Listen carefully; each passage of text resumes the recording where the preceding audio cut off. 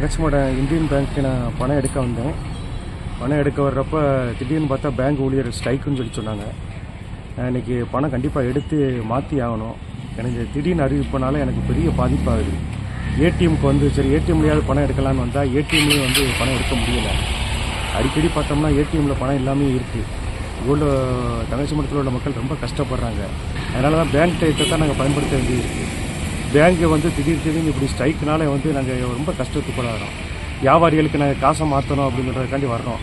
திடீர்னு பார்த்தா வியாபாரிகள்கிட்ட நாங்கள் எந்த இதுவும் சொல்ல முடியல. திடீர்னு இன்னும் நேற்றே காசு போட்டிருக்க வேண்டியதானே அப்படின்னு சொல்கிறாங்க. நாங்கள் இதனால் ரொம்ப பாதிப்புக்குள்ளாகிறோம். நான் மட்டும் இல்லை, என்னைய சார்ந்த நிறைய பேர் பேங்க்கில் பேங்க் இல்லைன்னு சொல்லி தெரியலை. என்னைய மாதிரி நிறைய பேர் பேங்க்கில் பார்த்துட்டு ஏமாந்துட்டு போகிறாங்க. ஏடிஎம்லேயே ஏமாந்துட்டு போகிறாங்க.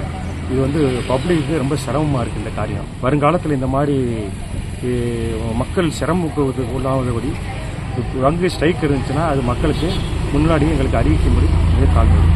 நான் இன்றைக்கி பேங்க்கில் 3 நாள் லீவில் இருந்துச்சு பேங்கு. இன்றைக்கி பேங்க் திறந்துருப்பாங்கன்னு ஒரு அர்ஜென்ட்டு அவசர தேவைன்னு பணம் எடுக்க வந்திருந்தேன்.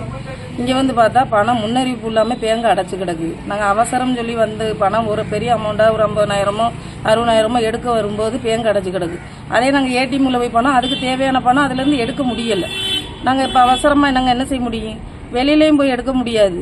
எல்லா ஏடிஎம்மும் அதே சூழ்நிலையில் தானே இருக்கும். நாங்கள் பேங்க் இருந்தால் தான் நாங்கள் அதில் எடுக்க முடியும்.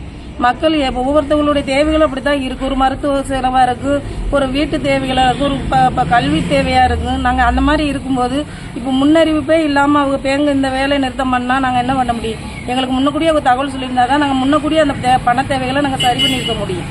எங்களுடைய தேவைகளை அறிஞ்சு நாங்கள் இன்றைக்கி பேங்க் திறந்துருக்கோம், நாங்கள் அதை நம்ம பணம் எடுத்துகிட்டு போயிடலாம் அப்படின்னு நாங்கள் புக்கு எல்லாமே எடுத்துகிட்டு நாங்கள் இன்றைக்கி பணத்தை எடுத்துடலான்னு வந்தோம். இப்படி முன்னறிவிப்பு இல்லாமல் அடைச்சிருக்கா. அதனால் எங்களுக்கு ரொம்ப சிரமமாக இருக்குது. இதை பேங்க் நிர்வாகம் தான் இதை சரி பண்ணி எங்களுக்கு இது பண்ணி கொடுக்கணும்.